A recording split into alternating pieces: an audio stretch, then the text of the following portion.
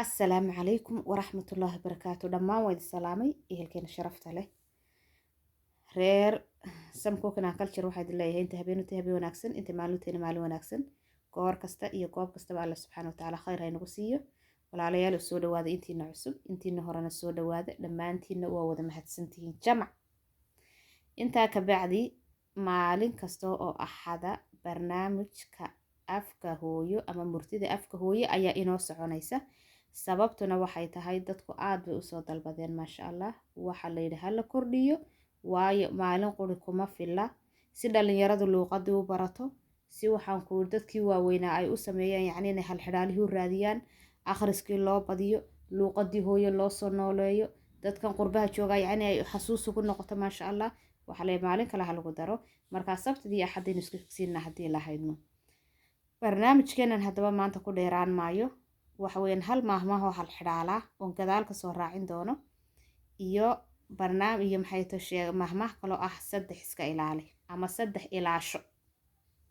haddaba intaananu gudagelin horta waxaan halkan uga mahadnaqayaa maasha allah Mrs. Wadaadiyare oo soo sheegtay barnaamijkeenii ahaa hal xidhaalaha ee aynu sii daynay maalinta sabtida barnaamijkaasi wuxuu ahaa waxaad soo sheegtaa bay nidhi kelmad ah isku dhigmo oo isku dhigida laakiin ah dhawaaqa ku kala duwan waa isku qoraal laakiin dhawaaqa ku kala duwan tahay kelmadaas waxaan nidhi mar waxa weeyaan xubin jirka ku jira wax kastoo nool buu ku jiraa marna waxa weeyaan baynu nidhi meel arlada ka mid ah la manaafacadsado marka waxa soo sheegtay walaasheen maasha allah Miss Wadaadiyare oo ku qoran tahay waxa weeyaan kelmadaasu mar waa beer walaalo way soo qortay cidii qoraalka akhrida oo waa beerka jirka ku jira marna waa beerta aynu ku cuno babaayga cambalafka muuska saytuunka basasha baradhada masagada waxaan ku gelay dameyno tirin karaa maasha allah nimco kasto ilaahayna siiyey waa halka inooga socdo kelmadda kale waxay ahayd waxa sheegtaan hal kelmad oo iyaduna dhigaalka iskaga mid ah laakiin dhawaaqa ku kala duwan iyaduna waxay ahayd mar waxaan nidhi waxa weeye sheegaysaa shay yacni nabadgelya marna waxay sheegaysaa bay nidhi yacni qof wax wanaagsan laga sheegayo shay nabadgelya marka sheegayso waa ammaanka meesha ammaanka walaala soo qortay marka kale waxa weeyaan waa ammaan waa qofka markaad ammaanto heblaayo way fiicantay hebel wuu fiican yahay waa qofka marka la ammaano weeyaan intaa haddaan ku dhaafo barnaamijkeenii hore barnaamijkeenan maanta waxa weeyaan saddex ilaasho aakhiri adduunba waad badbaadi doontahay carabkaaga ilaasho oo kelmadda xun ka ilaali oo inaad dadka ku dhibta ka ilaali oo inuu naar kuu jiida ka ilaali oo inaad nafsi kusoo jiidata ka ilaali oo inaad qof walaalkaayo hilibkiisa ku cuntood xamato heblaaya kan tidhiyo hebel baan kan yidhi halkan ay ka baxdiya kan iyo 12 maantoo dhan aad noqoto idaacad waxaan ku daldalmaysa oon shir mooyaane khayrba soo daynay inaad noqoto ka ilaali carabkaaga ilaasho waayo aakhirana naar buu qofka bini aadanka u horseedaa adduunyadana wuu duleeyaa wuu ceebeeyaa qofka carabkiisa qabsan waaya wuu ku ceebooba dadka dhexdooda nafsina wuu u soo jiidaa talabaad cagtaada ilaasho cagtaada meel ilaahay raalli ka yihiin ku tag meel wanaagsan ku tag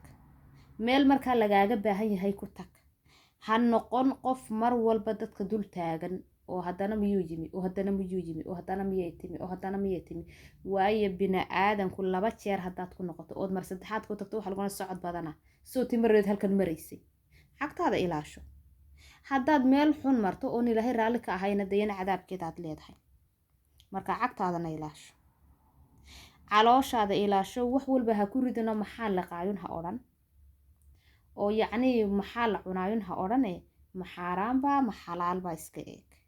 waxaan ma laygu talagalay mise qof kalaale iska ilaali yacni haddii dherigii lasoo dhigo aad gacanta geliso qofka gacanta geliyo oo shilinkii uu arkaba uu yidhaahdo dee iyo khalaas halkana mari berkada calooshana gee haddana hadhowna iska sii saar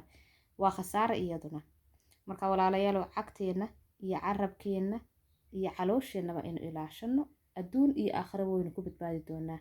rasuulkuna calayhi salaatu wasalaam wuxuu inoo sheegay qofka in waxa naarta u sababa ay tahay carabkiisa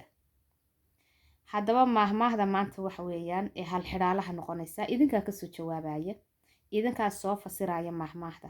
soomaalidu waxay ku maahmaahdaa xagla laaban xoolo kuma yimaadaan haddaba waa maxay xagla laaban? xagluhu maxay yihiin? maxayse maahmaahdu u socotaa oy ku salaysan tahay? idinkaa soo sheegi doona insha allah tacaala. soo qora. intaynu dib u kulmi doona waxaa leeyahay share iyo like iyo subscribe iyo comment quruxda badan. dhacdhac waa xagiina. assalaamu calaykum waraxmatullaahi wabarakaatu.